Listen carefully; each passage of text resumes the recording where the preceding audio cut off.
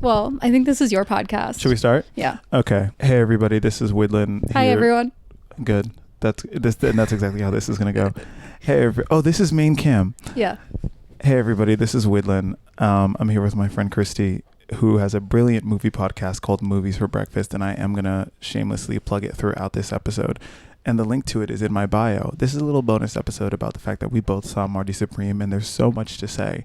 The primary question that I'm going to ask throughout this is going to be about Timothée Chalamet's transition into blackness. And to tip that off, I wasn't aware of the topic. Yeah. I'm ready. I want to ask you, Kristy, what is your favorite Negro spiritual?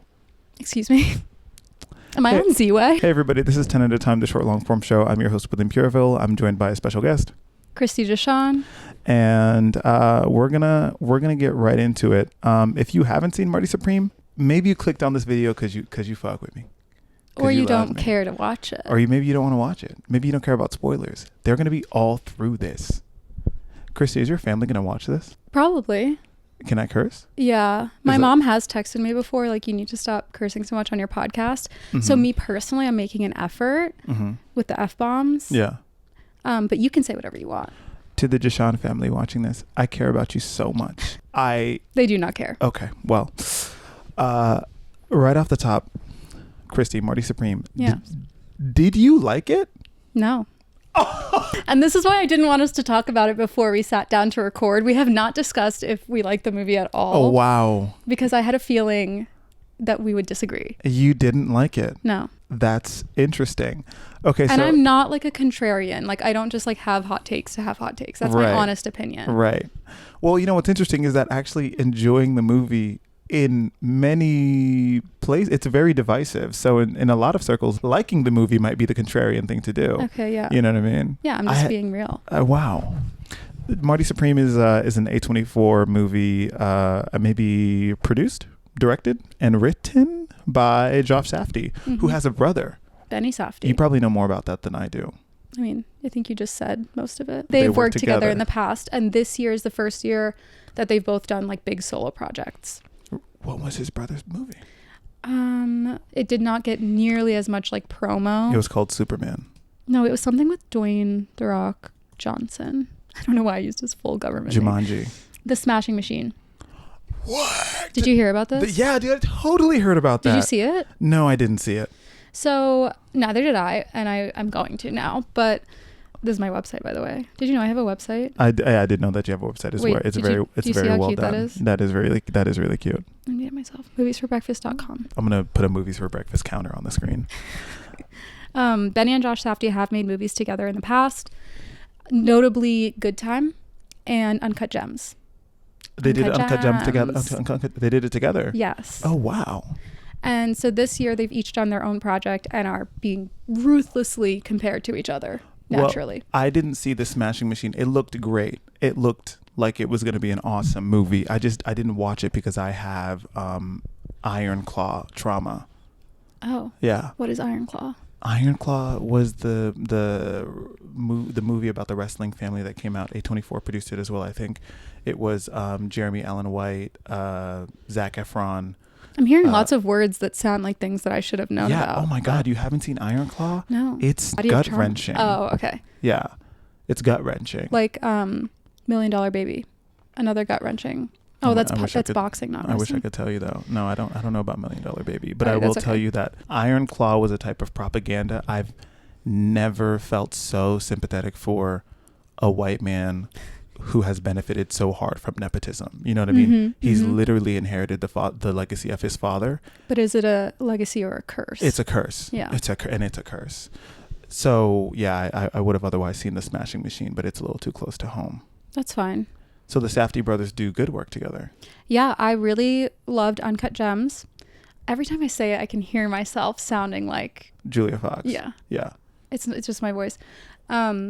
I liked Good Time. I didn't like it as much, but in general, like those two movies, they have another one from before that I haven't seen.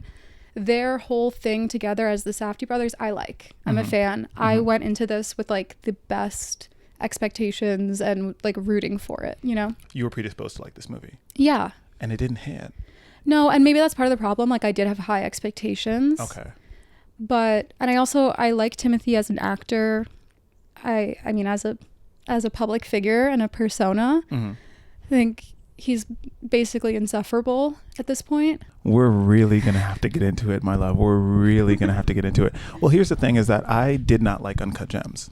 Oh, okay. I really didn't like it. So knowing that it was going to be the Safdie brothers, or one of the Safdie brothers, I guess I also thought that Uncut Gems was a solo Safdie project because Julia Fox, when she tells that story, talks about Josh Safdie's muse. Safdie's muse. I guess he wrote it. He's the older brother. I see. Yeah. Well, he got all the glory in that thanks to Julia Fox in my world, right? Yeah.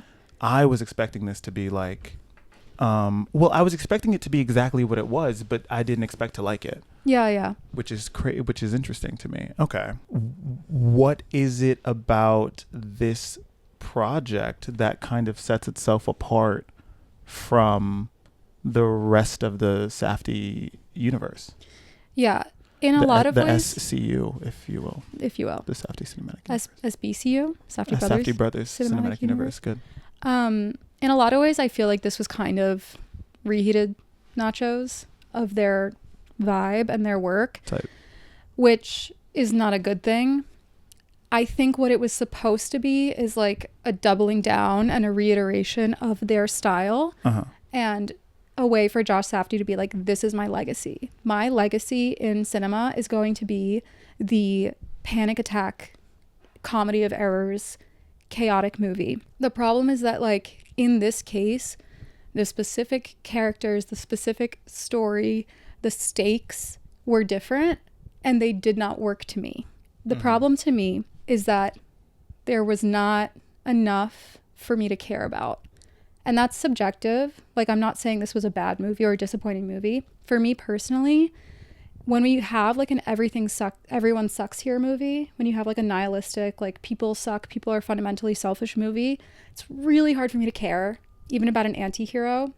And I didn't. So for all of the chaos and for all of the stakes and the what's going to happen next, I was kind of like, I don't really care. We're going to put a pin in the everyone sucks here. Okay. Right. We're going to put a pin in that because I want to circle back to that later. But the stakes that Kristy's talking about is that this is a movie about a guy who wants to be the world champion of table tennis.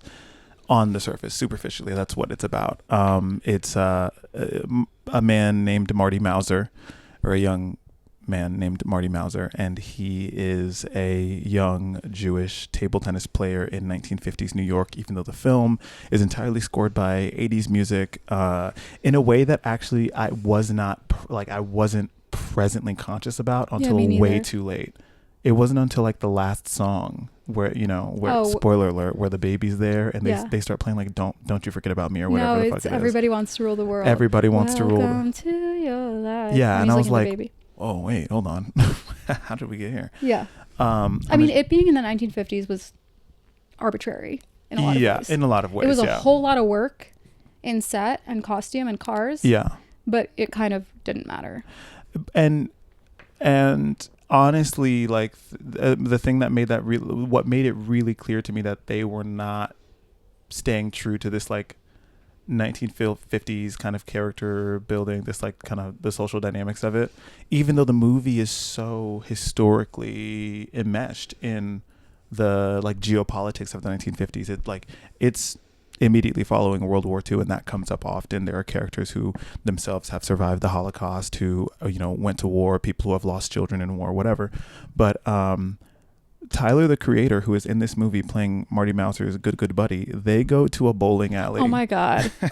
This was insane. And it's nothing but saltine in the bowling alley in New Jersey. In like northern rural-ish Jersey. Right. In 1950s. And these white boys in the bowling alley, they were fighting for him. Oh my God. Did that strike you as insane? That's one of my biggest notes. I was like, what is going on? Which, I guess I'm like, hey, I wasn't there. Hey. Maybe. I wasn't there. Maybe. Hey, maybe. Because when shit really hit the fan, sorry to the Jahchan family. When shit really, am I saying that correctly? Yeah. When shit really hit the fan. That's how you say shit. Yeah. Shit. Sorry. When it really hit the fan, I'm me censoring myself. When it really hit the fan, I'm going to get over this sentence really soon. When it really hit the fan, everybody got real honest about how they felt about Tyler, the creator. When they're at the gas station. At the gas station. And then I'm like, oh, okay, now this is this is where I thought we maybe would have started. This is closer That's to. where I thought we would start. Right. I thought it was insane that they were, so basically at the bowling alley, they're running like a scheme they run where they pretend to be bad at ping pong and then take everyone's money. And part of the bit is that they supposedly don't know each other. They're strangers. And Wally, played by Tyler, the creator, is like a down on his luck taxi driver who had to get in a physical altercation with someone who wouldn't pay him, whatever. And so Marty's like, has took everyone's money and took Wally's money. And all the guys are like, come on, man, just give him some money so we can get home. Like defending Wally against Marty and like calling Marty greedy and telling him like, come on, what are you doing? Like, we'll play one more game just for Wally. And it is 20 white guys from New Jersey. I cannot stress enough how unsafe that vibe felt. It felt so incendiary, and like the way that they were all just like, this is our new buddy and you're being kind of mean to him. I found it insane. It almost was like we were vibes wise transported to like early 2000s. I was gonna say like today. Like that's a like being the only black guy at a bowling alley and like people being so eager to understand like a weird sympathetic story. You're making it up, it's bullshit, you're like their only black friend that they've, you know what I mean, or something like that. I'm like, oh, that could have happened to me in my college town in like North Florida in like in 2014. Very much a frat party. Right. Yeah. 1952? No, man. 1952 was crazy. And I also was kind of, I mean, yes, when they got into when they jumped them at the gas station, they start saying the N-word and stuff, and they're obviously being like violently racist, but it felt a little bit like a missed opportunity to highlight Marty's self-centeredness and his selfishness, because he's putting Wally in so much more danger than he's putting himself in. He's dragging Wally into a situation that is like a million times more dangerous and scary and like a threat to his life, and he's completely unaware of that, and like also wouldn't even care if he did know. And I felt like that should have been more of a thing. It doesn't seem like Wally, who like the entire time, thank you for remembering his name. I'm like, that's Tyler, the creator. I know everyone's names. That's good, because you took more notes than me. But Wally, who he's so open about the stakes of his own life. He's like, I got kids, man. I've heard that so many times. I'm like, Tyler, the creator, is yelling about the kids and wife that he has at home and how he can't have a taxi job anymore. And by the end of the movie, you know, which is presumably a couple of days after this whole incident has happened, because Marty has only a little bit of time to get this money to make it to Japan. Okay, guys, wait. So hold on. This is actually, maybe it's important to do the synopsis up front so that people kind of know what it is. This is it. Marty Mauser works at a shoe shop. He's selling shoes at a shop with his uncle that his uncle owns. His uncle wants him to be the manager. He's saying, no, uncle, I'm going to become the tennis world champion. I'm going to become the the table tennis world champion of the world. It's not a real sport yet. No one cares about what this is. Although there's a league and there's an association and they're having the global competition in the UK. Marty needs to fly overseas. He needs money from his uncle because he's been working. He wants his paycheck to buy the ticket to go away. His uncle leaves the shop while Marty is on a 5-hour lunch break. Marty comes home, essentially like he doesn't rob the shop. He stages a robbery with his coworker who like is a square and doesn't want to get in trouble. So Marty's like, we can just pretend that I robbed you. Right. But he does pull a gun on him. He does. He does. And you know what? That was the beginning of everything for me, because I was like, damn. He's not kidding. He's not kidding. Wait, also, do you know how much? It was $700. That's $8,000 today. I translated all of the dollar amounts for scale. It's like, it's so much more money. Right. Which makes it make a lot more sense. Which also, fair. Right. It would be $8,000 to go to... Yeah. To go overseas and to have a hotel and to do multiple days there and eat and all of that. Did you think that he actually was owed that money? I was confused. I want to believe that he was. I think so too. I think his uncle is slimy. I think his uncle is slimy. Absolutely. Yeah. And you know, his uncle gets his lick back eventually. After Marty goes to the World Championship, he fails to he loses in the finals round against Endo, who is the Japanese tennis champion. Major upset. There's stuff in between there where Marty seduces a very famous American actress played by Gwyneth Paltrow. She has a very rich husband who is the CEO and like founder of a pen company, who's played by Kevin O'Leary. And there's an interesting thing at dinner. while they're in the UK that I think that's a whole section in and of itself that we can get to, right? Yeah. But Marty makes it back to the US.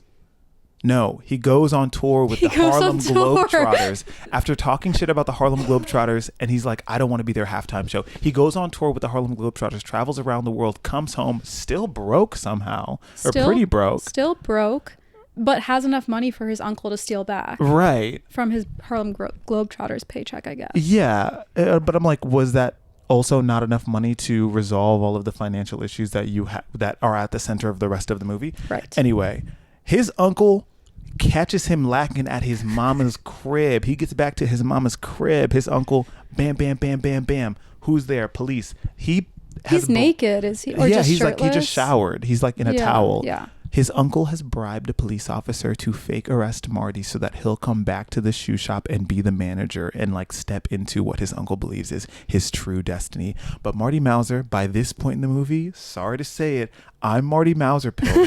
I'm Marty Supreme Kill. By this point in the movie, I'm like, sorry, fuck the uncle. Marty Mauser is a winner. He'll never be a manager at the shoe shop. He's never going to step foot in that shop again. And you can take me down to the precinct right now if that's what you really feel. Give a fuck. I know you paid this cow. I mean, I did feel fuck the uncle because he's psycho. And why do you care so much that your nephew is the manager of your shoe store, you freak? Yeah. You ever want to save somebody so bad that doesn't want to be saved?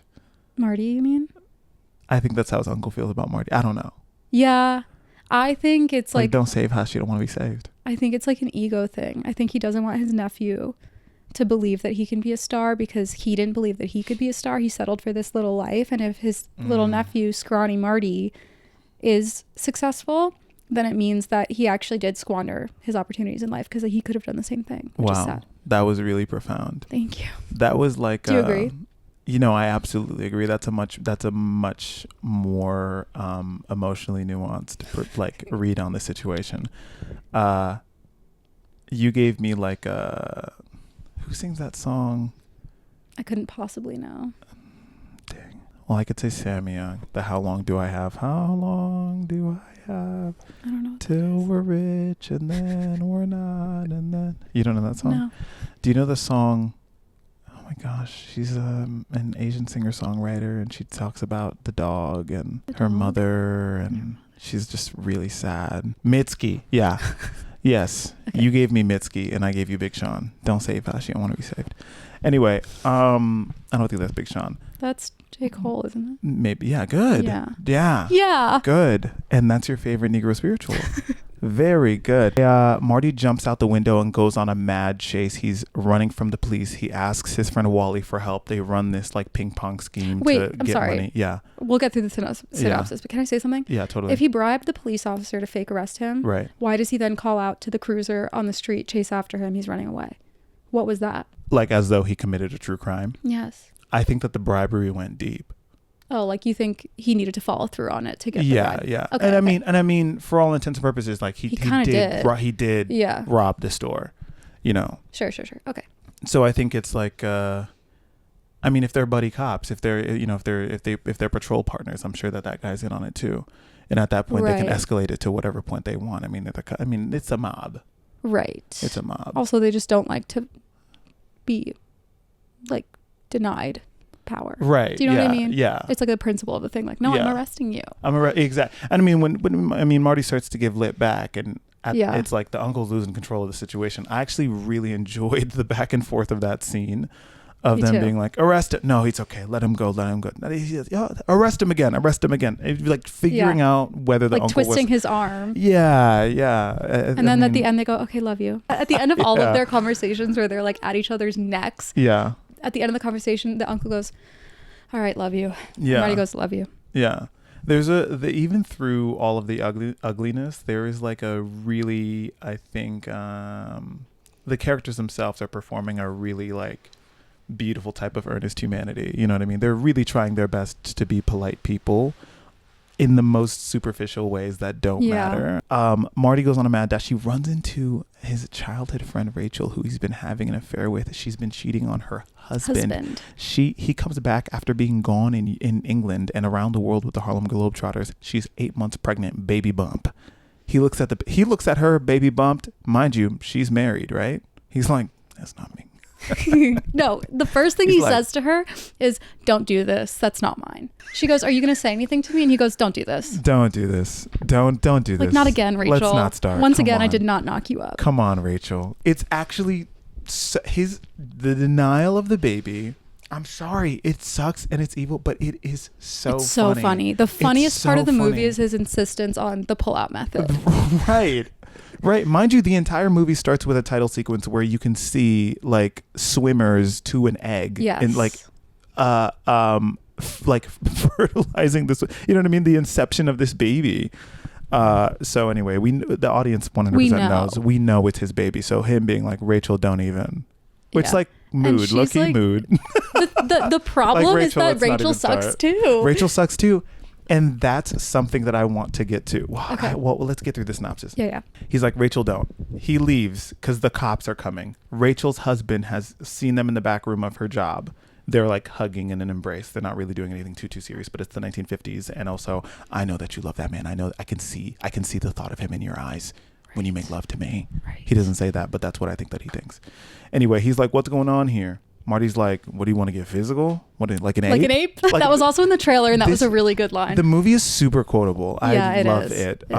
Like an ape, he's like, fuck you, call the cops. Cops are coming in. Marty runs out the back. He hides in a dumpster, calls his friend Wally. They go to a hotel for the night.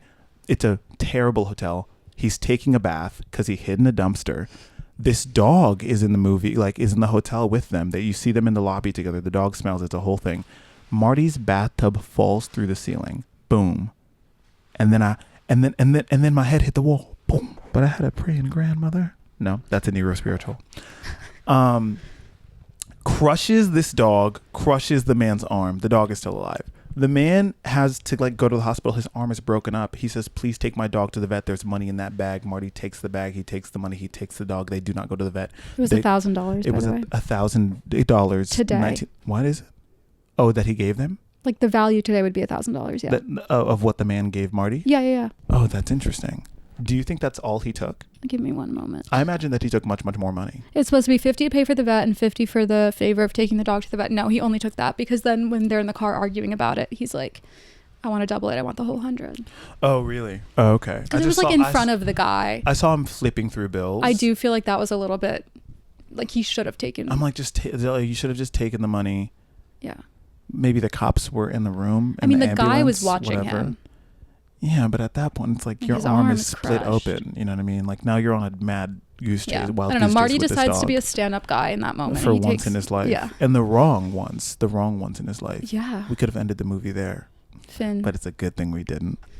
They do this whole Jersey scheme. The New Jersey scheme, they're hustling guys, kind of like that one episode of Fresh Prince of Bel-Air where they go to the pool hall, Will and Carlton. I remember that. Do you remember that? Yeah. It's exactly like that. My friends in college used to do that ping pong scheme. Really? At a sports bar in DC, yeah. Really? And I often felt like this feels dangerous. Were you in on it?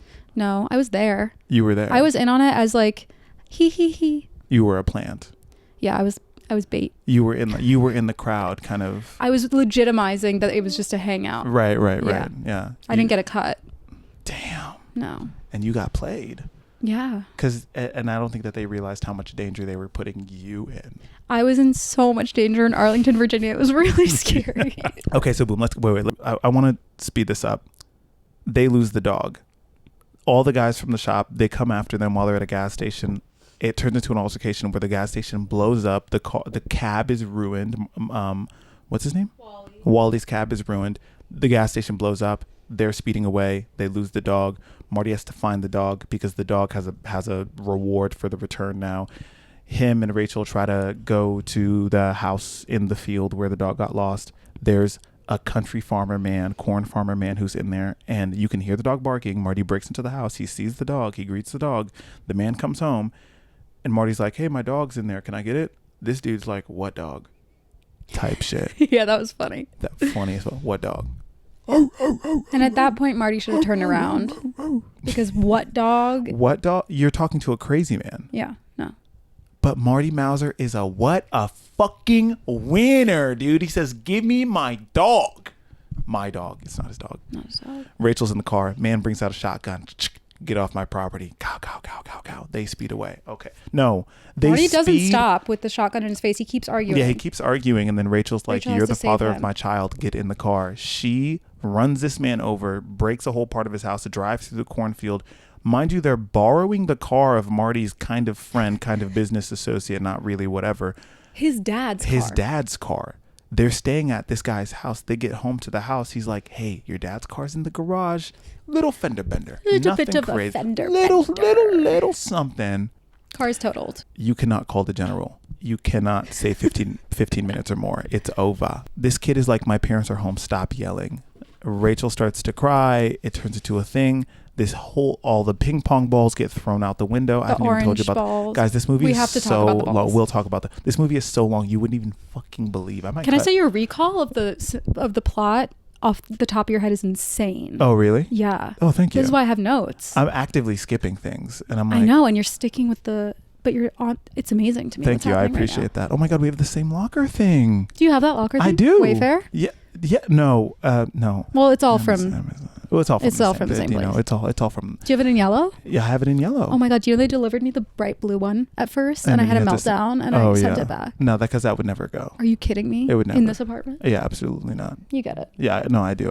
And you're right. It does all come from the same place, the continent, the world. The world. Yeah, the ping pong balls get thrown out the window, which was a scheme. They were like, we should try to sell orange ping pong balls. It'll be a trademark for when Marty is the ping pong champion of the world, which never happened and never happens. All of this is because Marty needs like $1,500 to pay the Table Tennis Association. $18,000 today. $18,000. Mm-hmm. He needs to pay them $20,000, $18,000. Yeah, I'm not getting that money. That feels insane. That's insane. But he also did lie to get himself a room at the Ritz-Carlton. I actually don't know how that happened. I don't know how that happened either. Okay. Because he's not just at the Ritz. He's not just at the Ritz. He's in the royal suite like the at the penthouse Ritz. At the Ritz. And he's ordering room service. Did they explain how that happened? Because, to be honest, he was talking to the Table Tennis Association president. Yes. He's like, where are you guys staying? He says, we're at the Ritz. He's like, why'd you give me a shitty hotel if you're at the Ritz? He's in like a hostel with a shared bathroom. Right. Yeah. And the guy says, fuck off. He says, fuck off. And the next scene, he's at the penthouse at the Ritz. I'm like, bouncing on the bed in his robe. I was taking notes. I look but up. But then he also went to like a fancy lunch at the Ritz with all those like investor type guys. Right. And the interviewers. So who are they? I feel like we're supposed to assume he found some rich guys who were also working to like talk them into it. Right. Or is he being fined? Is he being billed for the room? He's being billed for. That's what I assume. Is the fine the $18,000 that they spent on the room? That he spent at the Ritz, and that he said to put on the Table Tennis Association's like bill or whatever. Yes, that's what I assume it was. But I'm like, I actually need you to tell me how the fuck you got the information to even charge these people. Yeah. You know. Okay. Well, thank you for that. No, totally. I literally was like, I'm not media literate. I looked away for 3 seconds and I missed a chunk of the plot. No, it didn't make sense. There's a key part of Marty's character that I'm supposed to understand and I missed it. You know. I think he just lied. Lied. I wish I would have seen it. Maybe the scene didn't make sense and they cut it, or maybe it wasn't necessary. Who knows? He needs to pay the money back to register for the new World Championship tournament. And then he needs to pay for his travel and lodging to even get to Japan to compete in those things. It's a lot of money that he needs. He has zero money. He's broke. He's living at home, no job, broke. And every time he gets a little bit of money, he immediately loses it and squanders it. Oh my God. He can't get the dog. He tries to ask the businessman who offered him a job in Japan and he turned it down. He didn't just turn it down. He insulted his dead son. Yeah, who died in World War II serving in Japan. In Japan. Was he serving in Japan? Yeah, which is why it was so insane when Rockwell said, "My son liberated you," and then he was like, "He actually was in Japan." He did not liberate Auschwitz, actually. Yeah, right. He died in Japan. And anyway, that guy was liberated by Russians. He tries to circle back to the pen mogul. Then he tries to steal a necklace from the guy's wife while he's fucking this guy's wife. He removes the necklace off of her neck while they're inside her in the shower. It's insane. And she knows. She doesn't care. It's costume jewelry from the play that she's doing. It's not worth anything. Nothing's working. Eventually, he visits her again in desperation. Right before her play opens, he's in her dressing room. They kind of make amends because they got into a spat. She says, meet me in Central Park after the show because I know you need money. Okay, cool. Can we talk about how the note says meet me in Central Park? Did it say? It said like yes. Central Park at like 5th or something like that. No. After midnight. Did it? Yeah, I think I so. feel like it said meet me in the park. But it said, yeah, it was not specific enough to have found someone in Central Park in the dead of night. That's not even the part that really pisses me off. The part that really pisses me off is that she gives him a very valuable necklace. This man is so up off having the thing to pawn to get the money. They start to fornicate in the park at Central Park. He literally, I'm so sorry to Kristy's family that's going to watch this. No, just don't acknowledge it. Okay, great. He literally goes all the way downtown. He's eating the groceries. You understand? Yeah. In the middle under of her Central Park, red silk gown. Like evening gown, because she just opened a big play on Broadway. She has a massive cocktail party that's happening for her in her beautiful, massive Upper East Side billionaire home, whatever. The whole party's waiting on her while Timothée Chalamet is eating it. You get me? Obviously, the cops come and they're like, "Hey, who is that?" They pull up. They're like, "Hey, she's famous. Please don't do this. Don't do this. It's big. It's high stakes. It's going to ruin her life." She says, "Take the necklace as a bribe." Fuck. Timothy, and if you had just... And she's wearing big-ass earrings, too. I was thinking, right. give them the earrings. It's a major fumble. Timothy's like, "Please give me another necklace." Yeah. He's like, "Wait, can you just give me another one?" She's inside going to get him another one. It takes a really long time, so he sneaks into the party to find that she is sobbing. She just got a terrible review on the play that's supposed to be her big return to acting. He has nothing left. He resorts to asking that rich man played by Kevin O'Leary again, who spanks him in front of the party and says, "Now I'll take you to Japan if you do the job that I wanted you to do in the first place." Well, Timothy begs him to do it actually so they can get the money. He goes to Japan. He's supposed to on purpose lose to Endo, who is the person who beat him in the world champion in the UK. He does it. They add this thing where it's like, and the loser has to kiss a pig. Marty's like, "Fuck that. I want a rematch. It was staged. Play me for real." They play for real and Marty wins. He loses everything. Kevin O'Leary is like, "I'm a vampire, and if you fuck up this deal for me, I'm going to ruin your life. I've lived forever." I was born in 1601. 1601. That's such a crazy, insane. We need to talk about that's on my list of things. Okay, great. Wait, maybe this is going to be longish. It's also a 4-hour movie. It's such a long movie.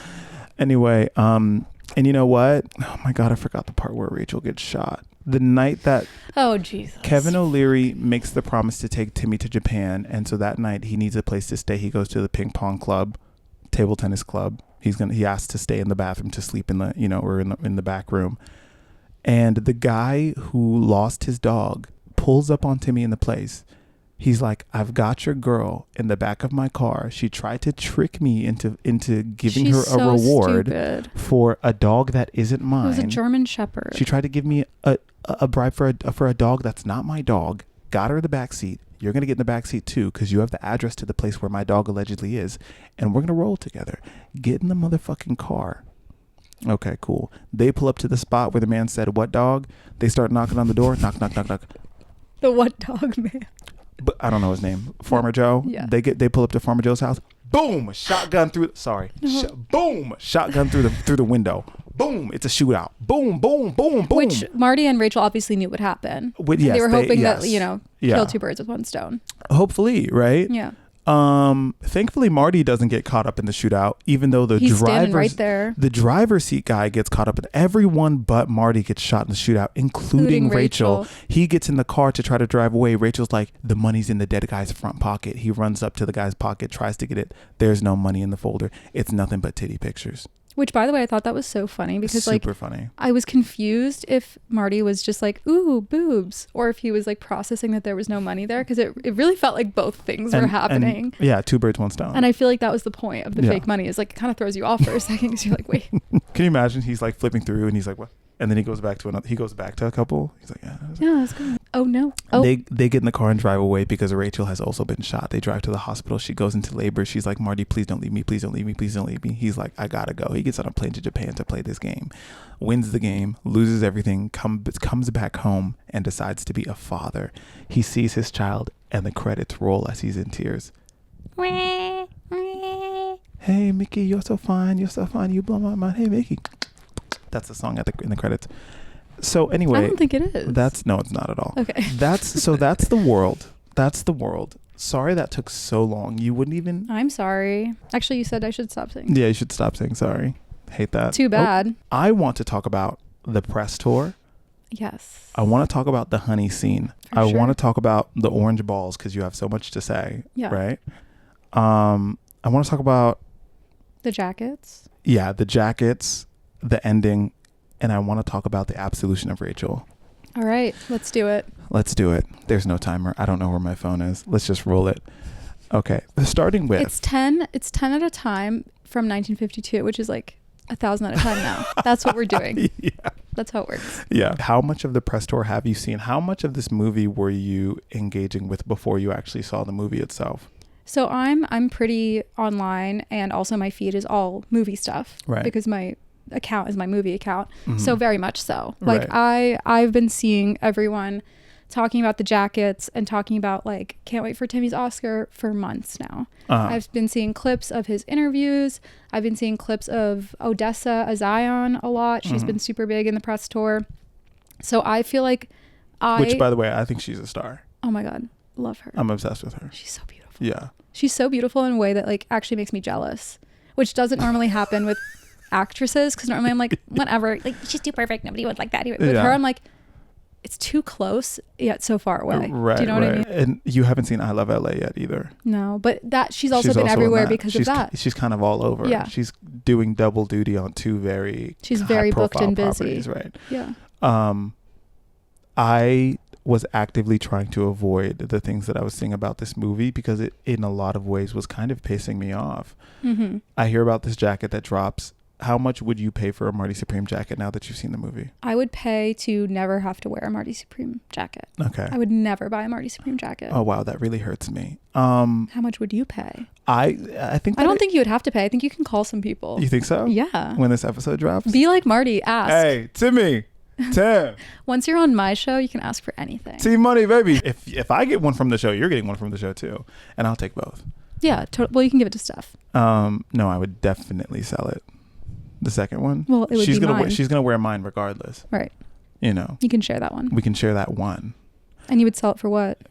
It goes for 10 bands. No, it doesn't. It does on StockX. That's embarrassing. It's going for 10 humanity. bands. It is embarrassing People for can't humanity. eat food.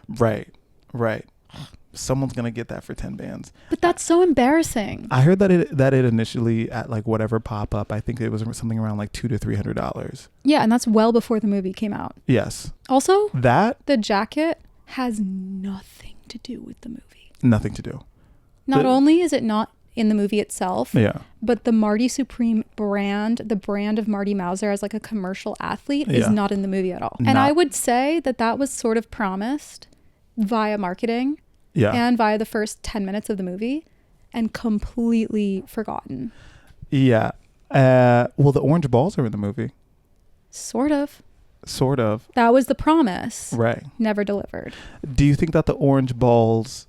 Well, then I guess let's get into the orange balls. Sure. What purpose do you think that... Because I'm like, I can maybe extrapolate a metaphor or two that the orange balls might serve. You know what I mean? Like the superficial changing of something that already serves its like fundamental purpose, but like the superficial alteration of it to like make it spectacle, and then anyway all of that gets literally thrown out the window. You know, whatever.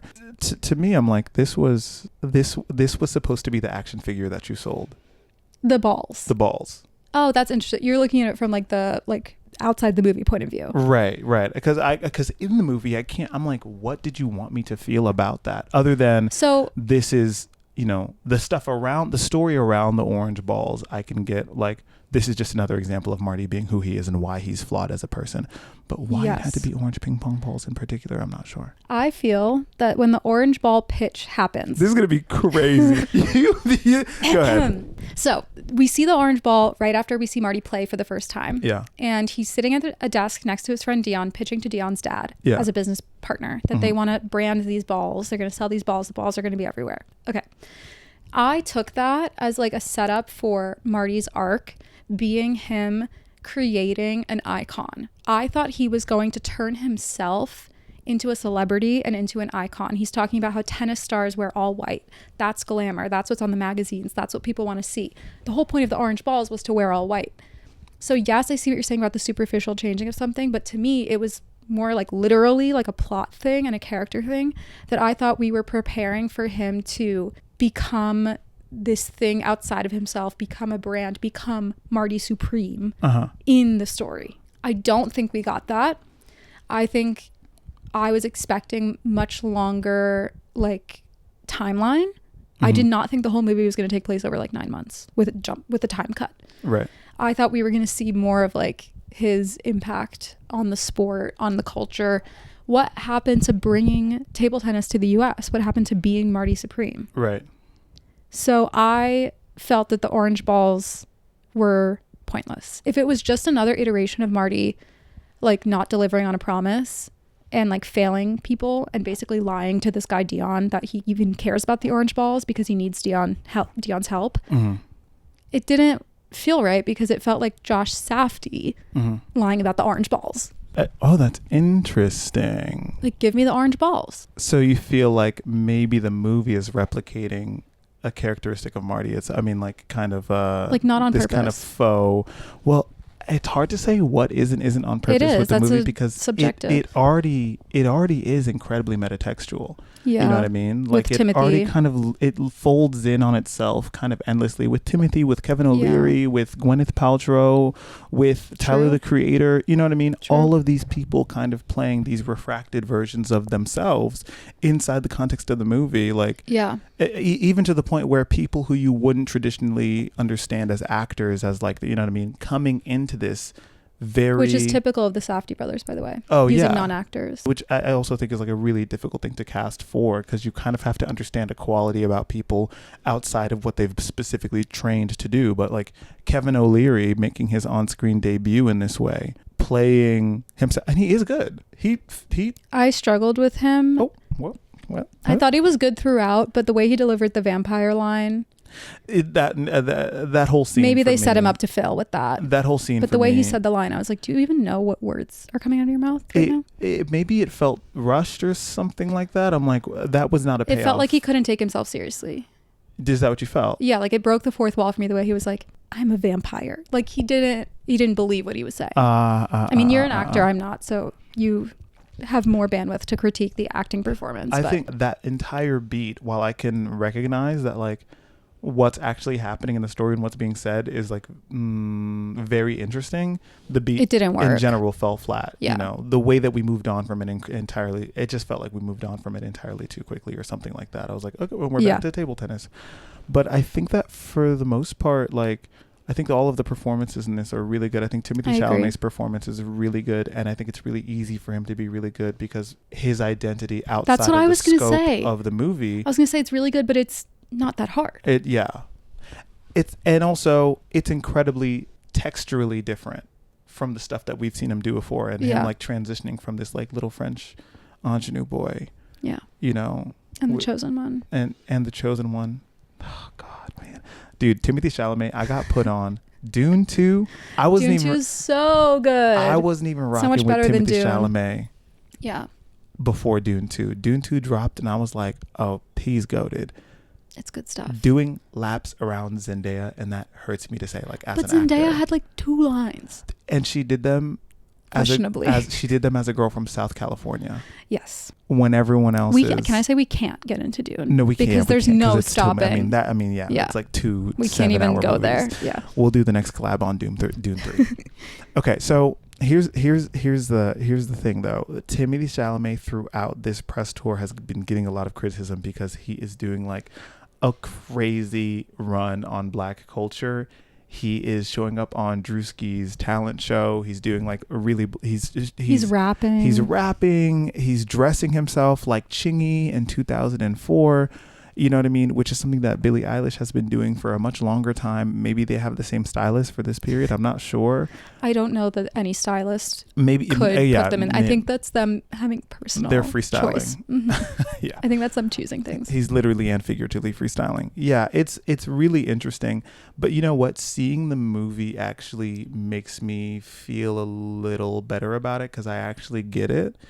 I don't know if seeing the movie changed your opinion on it whatsoever. No, it didn't to me. But also, I think maybe I've been more aware of Timothy in pop culture because this is not new to Marty Supreme.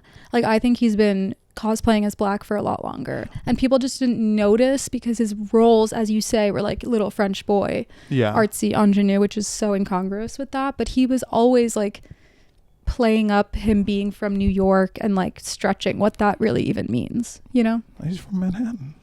Yeah, but he likes to, I mean, he's from the what do you call it? The Lacka. I don't know where in Manhattan he's from. It's it's those buildings. He's from Chelsea. He's a rich kid. But it was like a building of artists, like public housing or something or whatever that was designated for. I know what you're talking about. People. Yes. It's called like a lock I don't know. something. Anyway. Yeah, and he went to LaGuardia, but he has been doing this bit and like rapping or like trying to rap, like kind of joking but not joking for a long time. And here's the thing is that I don't think it's a bit whatsoever. That's the tough part, isn't it? I don't think it's a bit whatsoever. I know in my own personal life, not to say that, the culture belongs to him, whatever, but that I think is just a genre of white boy that exists in the world now, but people only allow it to exist in parody. But I'm like, I know those white boys. I know 5 of those. I know 5. They're everywhere. I went to high school with all of them. Exactly. Yeah. That's just like the kind of Gen Z version of like white boy swag, whatever. Yeah. He just happens to be a really famous version of it. Yeah. That doesn't go so far as to do like the Jack Harlow thing. You know what I mean? Or he's not explicitly a rapper. Yeah. But I know all those boys. Yeah. And here's the thing is that, to be honest, it's very upsetting to me to watch Timothée Chalamet go on Drewski's talent show and sing a literal like black spiritual song, something about the name Jesus. Wait, I didn't see that. It's so jarring. It's like mad jarring. But why does he get it? Why do you think he gets such a blank check? Like, why do you think people applaud this from him? Because, dude, he's Marty Supreme. He's untouchable. It's kind of hard to say no to him. And also, the thing is, as much as I'm like, Timmy, you're doing too much, I'm also like, that's too deep of a cut for you to be pretending. That cut's a little too deep. He's doing like reggae song, like, you know what I mean?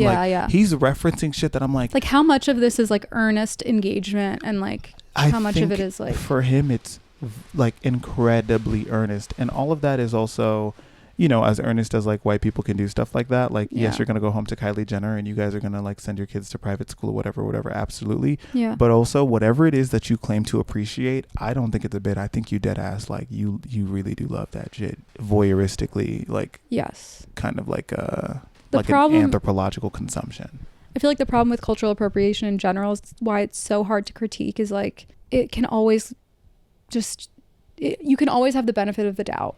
Yeah. Like, it's really hard to pinpoint because a lot of it comes down to intention and how do you know someone's intention. Right. But the problem to me, and when you know it's cultural appropriation, is when it comes on and off. Like when he can flip it on and off. Yeah. That's when it's irritating. Yeah.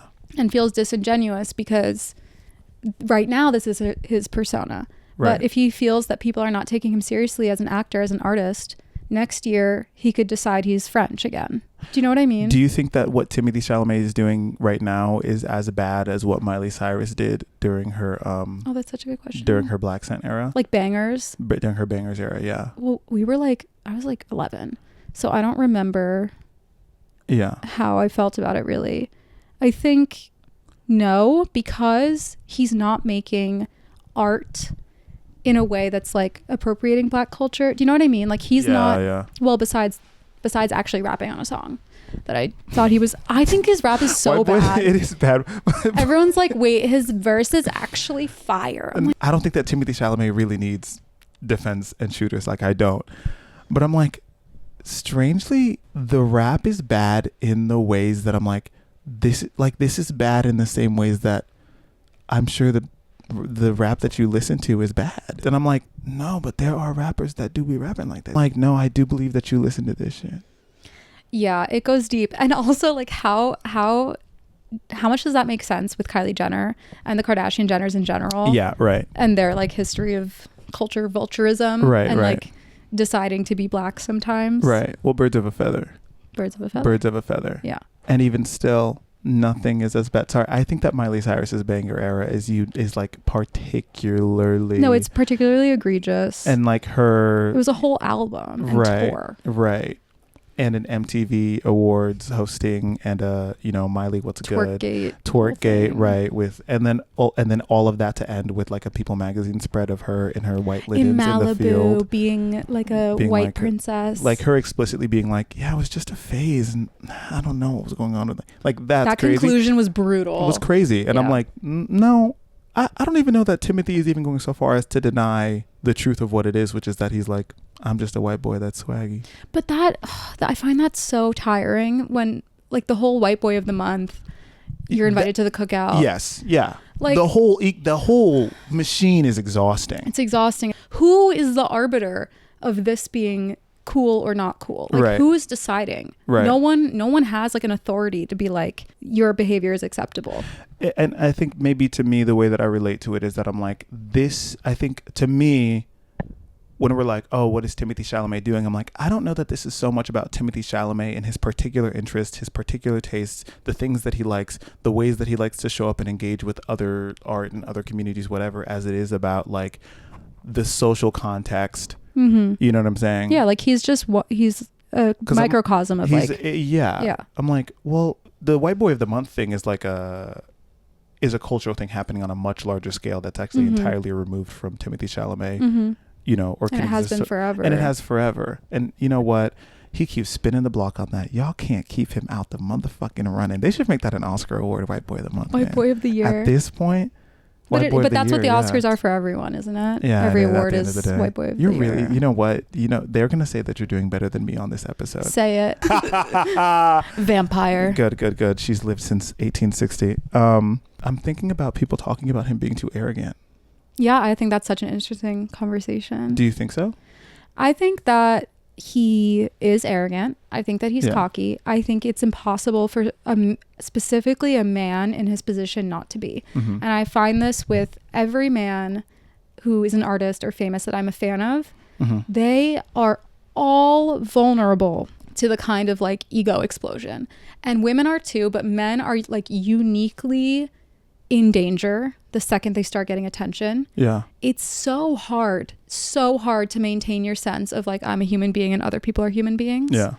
And I let that die in me a long time ago. Well, I was going to say, like, I actually have a lot of grace for egotisticalness, egomania. I have a lot of grace for egomania because I have a big ego and I'm aware of that. Like I am cocky, like in the things that I know I'm good at, but it's different when you're winning. Do you know what I mean? Like, it's one thing to be like an underdog and be like, I'm delusional, I believe in myself because I have to, or I'm a woman in STEM, I have to be like this or no one will take me seriously. Like that's what it is a lot of times for me at work when I'm like, no, I know what the answer is, stop talking. Right. It's a defensive thing because you're on the back foot. I think when you're winning everything, when you're so like unequivocally on top, no one wants to hear that from you. I don't think that that's true though. I think that in other mediums we truly appreciate like athletes. That. Athletes 100%, but even also musicians.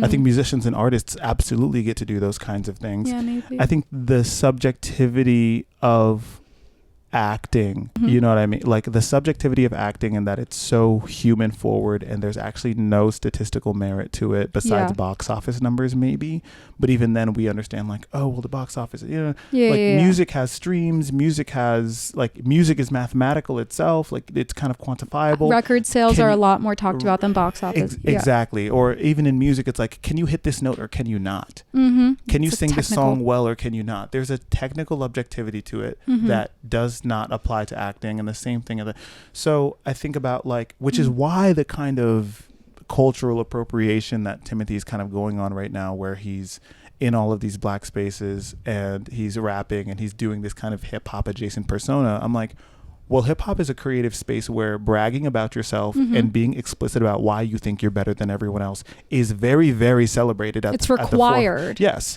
And that's amongst men and women and all over. It's actually one of the genre conventions. It's a feature of the genre, and honestly it's often what I look for and what I want. Exactly. It's fun. So I think as like as a type of immersion in this character, or as, you know, or to embrace the character, I'm like, I kind of get why you might choose this era, regardless of how I feel about the morality of it. Yeah. I can understand where it aligns, you know?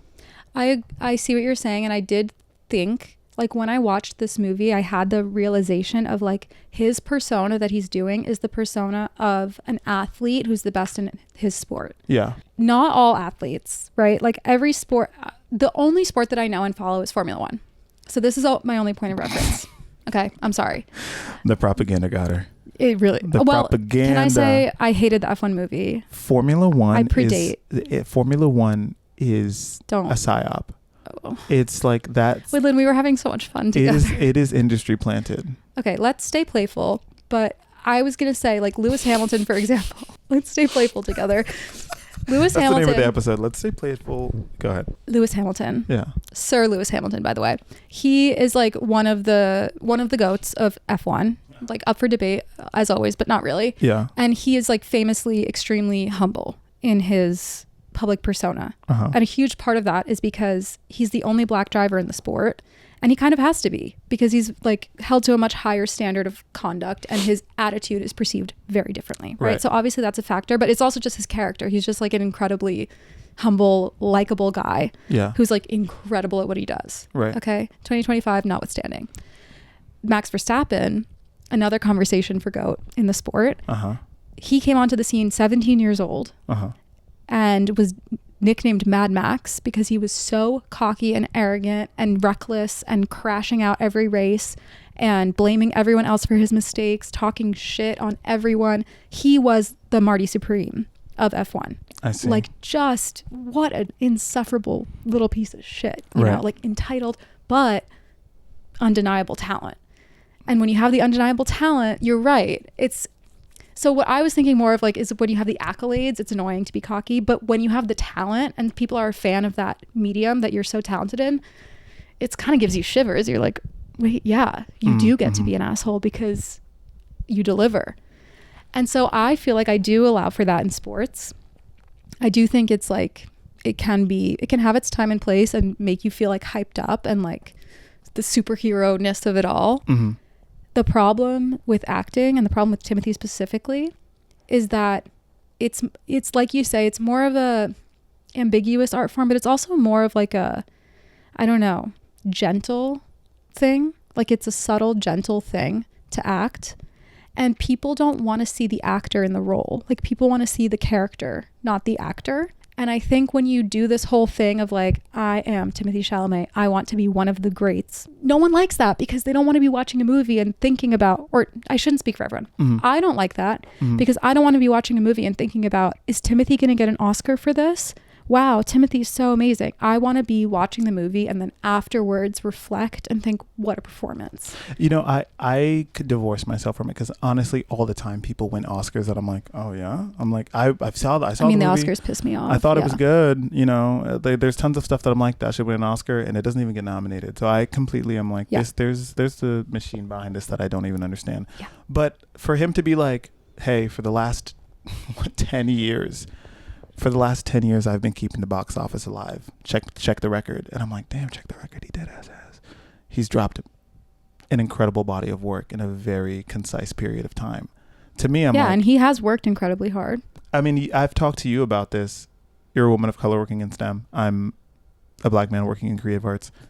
I'm like, I don't believe in humility. I don't like seeing people perform humility. Did talk about that, yeah. I don't, I'm like, that's nice, I guess. It's sure, whatever. But I think that often I don't respect humility as like a defense mechanism or as like a social conditioning. Yeah, I would go so far as to say like I don't trust it. So for someone to be like, well, you don't like false humility, and you feel that a lot of it is false. A lot, yeah. And can I translate? Yeah, yeah. Thank you. my PR. Now, Woodland, we talked about this. That's a better way. That's a better way to say all of the things that I said. So for a person in his position to be like, this is what I feel about the work that I've done. And also none of my contemporaries can necessarily compare their work to my own. But then why can't the work speak for itself? Why does it have to? Because that's what makes it special. in this genre specifically. To me. Yeah. That's how I feel. Yeah. And also, I'm sorry, he is a white man. Yeah. Who is he convincing? Everyone's already up his ass. Like, who is he convincing of this? The checks have cashed in. You're good, man. You're good. You're good. Yeah. Yeah. That's what I mean by he's on top. Not just that he evidently has talent. He is like universally lauded for his talent. Yeah. People criticize him a lot for like other things, kind of. Mm-hmm. But nobody says he's a bad actor. So what are you trying to prove? You have nothing to prove. Do you think it's about the proving? Well, what else is he doing then? Just gloating? Just straight up? I think you can sit in the glory of it in your own home. Yeah. Like I would be with my own friends being like, guys, I'm the best actor ever. Can you believe it? No one's doing it like me. I would say all of that in the privacy of my own home. Okay, well, when you're being interviewed, if someone were to interview Timothy, okay, should we role play? I'm Timothy. Okay. Timothy, I mean, this is an incredible role. This is a really incredible role for you. There's so much anticipation, and I mean, you've been on a very incredible. I mean, you've broken box office records and won awards. You know, you're one of the last young male actors in Hollywood not to touch a superhero costume, and yet you're still drawing people into the movie theaters. How does it feel to look back at this body of work for you? Oh my gosh. Well, it's when you put it like that. I don't want you to do it because you're PR trained. Like I kind of don't want you to do it. Can I be in earnest? Yeah. Okay. Go ahead. You do it. You can go. You do it and then I can do it. You do it and then I can do it. Right? Yeah. Go for it. This is my honest, truthful feeling. Okay. Go for it. If I'm Timothée Chalamet. Yeah. When you put it like that, it's overwhelming and it kind of feels surreal. Yeah. I'm extremely proud of the work that I've done. It's something I've worked my whole life for, and I'm so glad that what I put into it is being seen and heard and received the way that I want it to be. And I'm so glad that I've had the opportunities to work with people I've worked with that have been so helpful and so collaborative. And I just hope that I can keep doing what I'm doing, which is acting. All I want to do is act, and hopefully people receive it well and people enjoy my work, and then I can keep doing it. And that's what I'm proud of and happy to do. Is that incredibly different from what he says? Yes. Do it as Timothée Chalamet. Okay. You know, I mean, all my life I've wanted to be the best. And I think if you don't want to be the best, don't even do it. What's the point of going out there if you don't want to be the best? Being one of the greats and being one of the best, that's what everyone wants. And that's what I want. I'm just the one who's saying it out loud. Doesn't that feel different? It feels different. The core to me, I'm like, you said the same thing. No, I don't think that's the same at all. We cut directly to the thing. No, because on one hand, no, see, the core is different. The core is different. The apple is rotten right to the core. No, I think if your ultimate goal is to be the best, that's very different from your ultimate goal being to do the thing that you want to do and be good and do your best. Why can't you want to be the best? You can, but I'm just saying that's different. Yeah. And I honestly think it's a different way of approaching things. Like I would love for my podcast to be successful. Mm-hmm. I don't want to be like number one on the Spotify charts. I don't dream of that. I don't. And that's not false humility. It's like I aspire to do it and be successful enough to keep doing it and enjoy it. That's genuinely how I feel. Right. And it's okay to want to be the best. Right. But I just don't. In anything I do. Would you judge me if I told you that I want my podcast to be the number one podcast? No, I think it's a totally valid aspiration. Mm-hmm. It's just, I just don't have it. And I think it would be another thing for you to like get online and be like, nobody is talking about how I'm the best podcaster on earth. Is that what Timmy said? Essentially, he's saying that nobody is talking about it part, because otherwise, why are you yapping about it? He's acting entitled. Okay. He's acting entitled, just like Marty Mouser. Ask me how I feel about my podcast being the number one podcast. Woodland. Yeah. When you look down the long lens of the future, mm-hmm. and you're holding hands with 10 at a time, mm-hmm. where are you going? Are you going to the top of the charts? Yeah. You know what? 10 at a time is something that I started in my bedroom.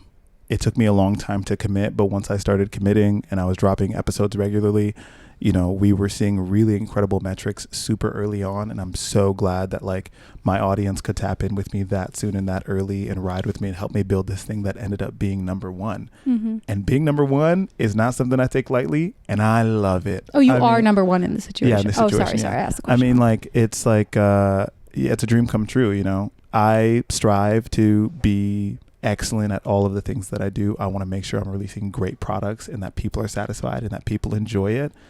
And I'm looking at the numbers and it seems like it's true. That was me trying to be Congratulations. Hold on. Actually, me trying you got kind of shy. But you wanted to bail out halfway through. I saw. Yeah, wait, having to do it actually, that was having crazy. to look me in my eyes and say it. That's what I'm saying. It's different to look someone in their eyes and say that. Yeah, but nothing you said was crazy. Nothing you said was crazy. Nothing I said was crazy. But it's also it's a different thing to say it. And also, I'm playing pretend. No, everything's pretend. Everything is pretend. If I dead ass was number one, I don't know how you'd be in a different situation. I don't even know how I'd feel about it if I truly was like. Because is that honestly what you dream of? No, that's maybe not what I. You don't want to be everyone's cup of tea. Yeah. You want to be. Oh, I want to be a lot of people's cup of tea. Or I want to be like the Earl Grey type shit. Mm-hmm. Like maybe like if someone's like I don't like Earl Grey, you're like, oh really? What do you like? Baby, when they said they licked the honey off that man. Yeah. I was like, what is this? Heated rivalry? That was inappropriate. That's not a good clip. Yeah, I don't know that I co-sign that. Okay, we'll cut that. There's a scene in this movie where Kevin O'Leary, who's playing this rich billionaire, I don't remember the guy's name. What's his name? Rockwell. Good name. Better than O'Leary. No offense, I love the Irish. But thank you for noting that. A multi-millionaire businessman who owns a pen company. He is married to the retired actress that Timothée Chalamet has been seducing throughout this portion of the movie. Marty Mauser is at dinner with his colleague, another tennis player named Kletsy, and they see Rockwell at dinner with Gwyneth Paltrow. K Stone. Amen. Marty's like, waiter, put their check, the Rockwell check, on my tab and charge it to the room. And make sure you let them know. That was me. The waiter lets them know. Rockwell gets up and walks over to the table. He says, do I know who the you? fuck do you think you are? Yeah. What's going on? Valid. Do you know who I am? There's no such thing as free lunch.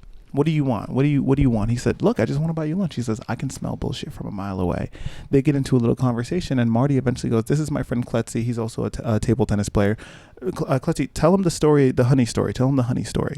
So Kletsy is a Holocaust survivor. He was at Auschwitz. And actually, this came up because Rockwell saw his tattoo. Yeah. And then he says the thing about his son saving him, which his son did not save him. His son died in Japan. But anyway... So it was a group effort. We see this by a whole montage. I don't know if we have the narration, but we see it at the same time. Right, yeah. So you see Kletsy emaciated, dirty, in striped pajamas in Auschwitz, and he was hired by the Germans to defuse bombs around the camp. Why did they because he had experience. He was an electrician or something. Oh, okay. He knew how. Yeah. And he would do it. I guess not hired, I guess forced labor. Right, yeah. And so there was one time he was out along the border defusing bombs and he sees a bee's nest and he cuts it down. And he makes it very clear. He says, and I saw a nest of honeybees. And Rockwell goes, bees? He goes, honeybees. Which I just thought was he reiterates it. He's as opposed to the bees who don't make honey, which are very common as well. Which are everywhere. But I don't know. I just thought listening to that, I was like, this is really good. I like that actor. The begonia of it all, Did you see begonia? I didn't see begonia. There's a lot of honey shit in there I don't believe in bold people. Go ahead. Yeah. Okay. So he smears the raw honey all over his, I'm so sorry, dirty and very hairy chest. And I feel like it's important. It was not honey on a smooth, shining chest. Recently bathed. No. And he puts his uniform back on over it and goes back to his bunk.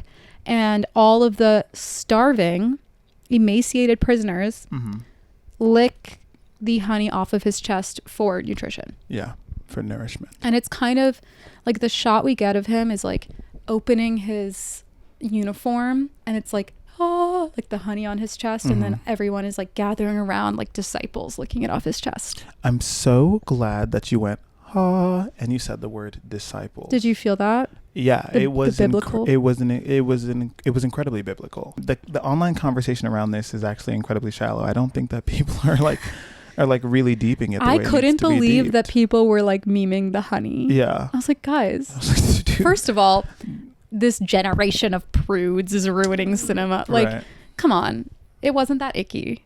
It was not. No, it wasn't icky at all. There were ickier things in this movie. Deep it. What's my take on it? Yeah, what's your take? Okay, my take on it is that Klutzy is a foil to Marty. Marty Mhm. is presented to us as like an entirely selfish, entirely skeezy guy who is purely self-motivated. Every action he takes, everything he does, the ends are for his own sake. Okay? Klutzy is an actual survivor of the Holocaust, which Marty likes to kind of co-opt victimhood a lot in this movie and present himself as an underdog and as a victim. He is a white Jewish boy from New York. He was not at Auschwitz. This guy literally was and survived. And Marty kind of trivializes this survival story by being like, yeah, tell Rockwell your honey story. Like one of the most traumatic experiences of anybody's life ever, while he's making eyes at Kay, the guy's wife. So Marty doesn't take it seriously and he thinks of himself as a victim. This guy's an actual objective victim and is selfless. So he did this like horrifying thing that was also very dangerous. Like if he got caught doing it, like who knows? And it was gross or whatever, but he did like a totally selfless act in a time of total destitution and desperation on his own part. He still did something for other people. And in that sense, he's like as we're saying, kind of like a Jesus-like figure. Or maybe not Jesus because he's Jewish, but he's like a biblical like savior type figure. Maybe a future Messiah. Maybe an Abraham. Anyway, he is like self-sacrificing and not egotistical about it. And you also see this reflected in Klutzy as a person. And I'm sorry, what now? The way I agreed with Abraham and then moved on. It's not. You're not entertaining it. You're not entertained whatsoever. No, I just thought Abraham was funny. It was, but the Holocaust is not. No, it is not. Anyway, in the sport, Klutzy also is like much more chill about it than Marty. Like when Marty beats Klutzy at the British Open, Klutzy kind of doesn't care. He like shakes his hand. He's like, cool, man. And then they go to dinner and he invites him to the Harlem Globetrotters. Marty would never shake hands and go to dinner after losing. He needs to be dragged away screaming when he loses. So Klutzy has this like depth of human experience and like knowledge of the world, and he's grounded in reality, and he has a sense of self outside of like external achievement. He is the opposite of everything Marty is. And I think that's the point of this story, is like to show like true human suffering, which Marty has not experienced, selflessness and like heroism, which Marty has not achieved, and to show how Marty doesn't like at all understand that or understand the gravity of it, and he sees it as kind of like a tell your little story about the honey. Yes. What did you think? No, that's deep it. That's A. Okay. Right. That's take. That's A. top line. That's the top line take. Okay. This is me becoming conspiratorial. Let's do it. So everything now, like all of what you said, is the more apparent reading. Now, if I'm like, all right, so the Safdie brothers and everything, and if Marty is the hero and everyone sucks here, right? I want to double down on the everyone sucks here, including Klutzy. And I understand that his circumstance and his personal history is incredibly tragic. And also, as a human being, it's possible that he sucks. Sure. And all of those terrible things happened to him, and he survived them. And also, maybe he's not. So the honey thing, what do you see as his motivation? He wants to be a hero and wants to have disciples. Rather than a foil, he's a parallel to Marty, and that Marty spends the entire movie telling people, like in the beginning, his mom keeps calling him, pretending that or someone keeps calling, being like, your mom's in the hospital, blah, blah, blah. His uncle is like, I can't keep taking care of your mother. Marty goes, what do you mean? I'm going to take care of her once I win. You know what I mean? Yeah. There are all of these kind of little things that like what Marty intends to do once he becomes the person that he hopes to be. Yeah. And most of it is selfish. That's undeniable. But there are... I wanted to talk about the mom thing, actually. Yeah, let's do that. Can we circle back to it? Yeah, sorry. Great. No.